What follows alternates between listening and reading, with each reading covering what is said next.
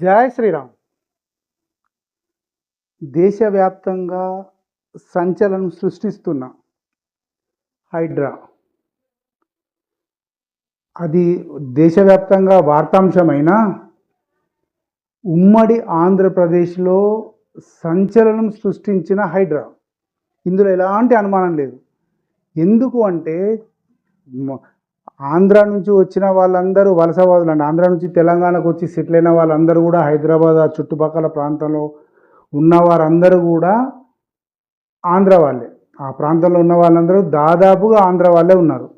అందుకని ఆంధ్ర ఇటు తెలంగాణ రెండు రాష్ట్రాల ప్రజలకు అంటే అక్కడ ఉన్న ప్రజలకు కంటి మీద కునుకు లేకుండా చేస్తుంది. అరే మరి ఎఫ్టీఏలో ఉందా, బఫర్ జోన్లో ఉందా, లేకపోతే భవిష్యత్తులో వచ్చే అవకాశం ఉందా వెతుకుతున్నారు. పాపం లీగల్ ఒపీనియన్స్ కోసము ఆఫీసుల చుట్టూ తిరుగుతున్నారు. ఇది సహజంగా ఎవరికైనా ఉంటుంది. ఎందుకంటే ఏదో కట్టుకున్నాము, బ్యాంకు లోన్ చేసుకున్నాము, ఇల్లు అనేది జీవితంలో ఒకసారి కట్టుకునేదే. కాబట్టి ఇలాంటి ఇబ్బంది వచ్చినప్పుడు ఖచ్చితంగా ఆ వ్యక్తికి, ఆ కుటుంబానికి పిచ్చి టెన్షన్ ఉంటుంది. ఇది అందరం ఒప్పుకోవాల్సిందే. రేవంత్ రెడ్డి గారు కూడా చాలా గ్రేట్. ఎందుకంటే మొత్తం మూసీ నది పరివాహక ప్రాంతాన్ని మొత్తం క్లీన్ చేసేసి మన కేసీఆర్ చేయని పనిని, అంటే కేసీఆర్ కొబ్బరి నీళ్ళలాగా వస్తాయని చెప్పి అన్నాడు, కానీ ఆ చేయని పనిని ఇప్పుడు ప్రస్తుతము రేవంత్ రెడ్డి గారు ముందు పెట్టుకున్నారు. చాలా గ్రేట్, సంతోషమే. ఈ ఎఫ్టీఎల్ బఫర్ జోన్ అని మొత్తం నీళ్ళని రావాలి, హైదరాబాద్కు ఫుల్ వాటర్ రావాలి, మించి ఉండాలి, అన్నీ ఎక్కడెక్కడ మించి ఉండాలని చెప్పని హైడ్రా వచ్చింది. ఇది కూడా గొప్ప విషయమే. ఇంతవరకు బాగానే ఉన్నా ఇందులో విపరీతమైన రాజకీయ జోక్యం వచ్చేసి విచ్చలవిడిగా డబ్బులు చేతులు మారుతున్నాయన్న ఆరోపణలకు కాంగ్రెస్ ప్రభుత్వం దగ్గర సమాధానం లేదు అనేది ఇప్పుడు వస్తున్నట్ట. ఒకసారి ఆలోచించండి. ఇప్పుడున్న అంటే ఈ హైదరాబాద్లో ఇల్లు కట్టుకోవాలనుకున్న వాళ్ళకు అత్యంత గొప్ప సేఫ్టీ ప్లేస్ ఏది అంటే ఇక లేఅవుట్ అవసరం లేదు, ఇంటి పర్మిషన్ అవసరం లేదు, ఏది అవసరం లేదు. జాగా ప్లాట్ కొన్నామా, ఒక జాగా తీసుకున్నామా, ఇల్లు కట్టేసుకోవాలంతే. అది వాళ్ళు పర్మిషన్కు రారు. నువ్వు 2 అంతస్తులు కట్టేది 4 అంతస్తులు కట్టుకో, 1 అంతస్తు కట్టేది 3 అంతస్తులు కట్టుకో, అడిగేవారు లేని అత్యంత సేఫెస్ట్ ప్లేస్ ఏది ఇప్పుడు తెలంగాణ మొత్తం మీద అంటే పాత బస్తీ. పాత బస్తీలో ఏ ఆఫీసరు అడుగు పెట్టడు. ఇది ఇప్పుడు నడుస్తున్న ట్రెండ్. ఇది ఇప్పుడు సోషల్ మీడియాలో ఇప్పుడు ఇది వైరల్ అవుతున్న వార్త. ఎందుకు మరి పాత బస్తీలో ఏ నది, ఏ వాగు లేదు, ఏ కుంట లేదు, ఏ చెరువు లేదు, ఏ మూసినది ప్రవాహం లేదా? మరి అక్కడ ఎందుకు నిర్ణయాలు తీసుకోవట్లేదు? కేవలం ఆంధ్ర వాళ్ళు ఎక్కువగా వచ్చి సెటిల్ అయిన చోటనే ఇది ఎందుకు చేస్తున్నారు అనేది ఇప్పుడు వస్తున్న ప్రశ్న. వాస్తవంగా ఎక్కడైనా చేయాల్సిందే, వెనుక ముందు ఎక్కడో ఏదో ఒకటి చేయాల్సిందే, ఇది తప్పని విషయం. ఇప్పుడు అసౌద్దీన్ ఓవైసీకి సంబంధించిన ఏదో ఫాతిమా కాలేజ్ ఉంటే అది ఇప్పుడు కాదు, కొద్ది రోజులైనాక వాయిదా వేస్తాం, అంటే ఇప్పుడు అకాడమిక్ ఇయర్ నడుస్తుంది కాబట్టి వాయిదా వేస్తామన్నారు.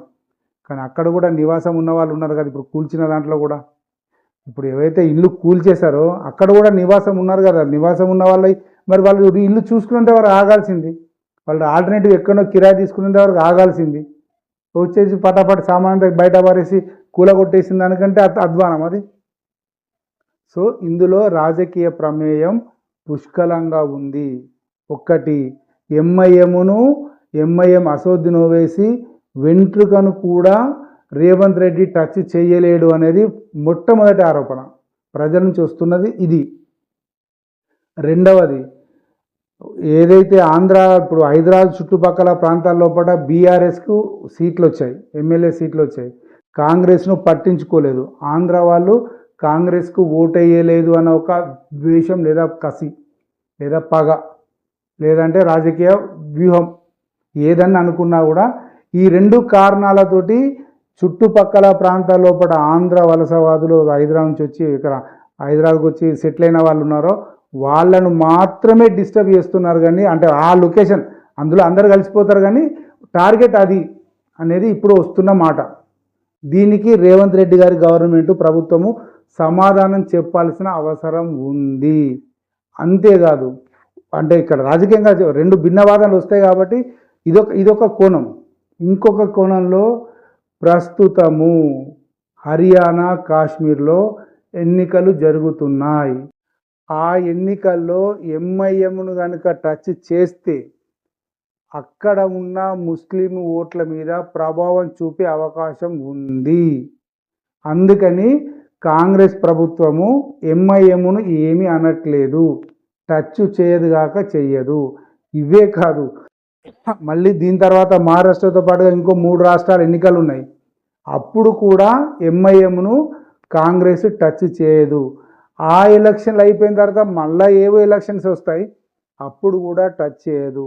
ఎప్పుడు దేశవ్యాప్తంగా ఎక్కడో ఒక చోట ఎన్నికలు జరుగుతాయి, జరిగిన చోట ఎంఐఎం ప్రభావం ఉంటుంది. ఎందుకంటే ఇంతకుముందు బీహార్లో కొన్ని సీట్లు గెలిచారు, తర్వాత ఒరిస్సాలో కొన్ని సీట్లు గెలిచారు, మహారాష్ట్రలో కొన్ని సీట్లు గెలిచిన కాంగ్రెస్ ఉంది. కాబట్టి ఇప్పుడు ఇక్కడ ఎంఐఎంను కనుక టచ్ చేస్తే వాళ్ళు కాంగ్రెస్కు వ్యతిరేకంగా పోయే అవకాశం ఉంది. అక్కడ ఆ రాష్ట్రాల్లో పోయే అవకాశం ఉంది. తద్వారా కాంగ్రెస్కు అక్కడ నష్టం జరిగే అవకాశం ఉంది. కాబట్టి ఇక్కడ ఎంఐఎంను టచ్ చేయకపోతే వాళ్ళు ఇక్కడ ఉంటారు. ఈ బూచి చూపెట్టి అక్కడ పని తీసుకోవాలన్న తపన కాంగ్రెస్లో ఉంది అనేది ఇంకొక వాదన. ఏదైనా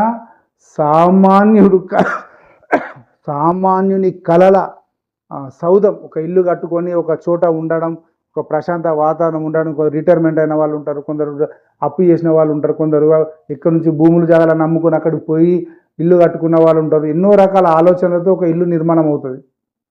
విపరీతం కోట్లాది రూపాయల డబ్బులు ఉంటేనే లక్షల రూపాయలు ఇల్లు ఇవ్వాలనుకున్నారు. సో వీళ్ళందరి ఆశయాలు అడియాసలు అయినాయి. కాబట్టి ఖచ్చితంగా ఇది రేవంత్ రెడ్డి ప్రభుత్వానికి నెగటివ్గా చూపించే అవకాశం చాలా ఎక్కువగా ఉంది. ఇది ఖచ్చితంగా చెప్పాల్సిన విషయం. దీంతో పాటుగా రేవంత్ రెడ్డి ఏదైతే నిర్ణయాలు తీసుకుంటున్నాడో ఆ నిర్ణయాలు తీసుకునే క్రమంలో హైడ్రా అనేది ఎంత హీరోయిజంతో తీసుకున్నాడో అంతే అట్టర్ ఫ్లాప్గా ఇది ముగిసిపోతుంది. ఇది రాజకీయ జోస్యం అనుకోవచ్చు, ఇంకా వేరే అనుకోవచ్చు. దీనిని విపరీతంగా పెంచిన తర్వాత ఇది కోర్టు పరిధికి వెళ్ళిన తర్వాత కోర్టు ఖచ్చితంగా వీళ్లకు కళ్ళెం వేస్తుంది. హైడ్రా అంత అవసరం లేదు, ఏది చేసినా అంతకంటే ముందు ఎలా ఉందో అలాగే చేసుకోండి అని చెప్పేస్తుంది. File close. రేవంత్ రెడ్డి అనుకున్న పనులు అయిపోయాయి. ఏది చేయాలనుకుంటా రాజకీయంగా చేసేసాడు. రాజకీయంగా ఎంత లాభం కావాలో అంత లాభం జరుగుతుంది. కానీ సామాన్యులు ఉసురు అని ఏదైతే ఉందో, కలకల అని ఏదైతే ఉందో, అంటే కోట్ల రూపాయలు ఉన్నోనికి ఒక విల్లా పోతే పెద్ద ఫరక పడదు, వందల వేల కోట్లు ఉన్నానికి ఒక విల్లా పోతే పెద్ద ఫరక పడదు. కానీ ఒక సామాన్య మానవుని బాధ అనేది మాత్రం ఖచ్చితంగా రేవంత్ రెడ్డి ప్రభుత్వం మీద ప్రభావం చూపే అవకాశాలు చాలా ఎక్కువగా ఉన్నది మాత్రం సత్యం. జై శ్రీరామ్.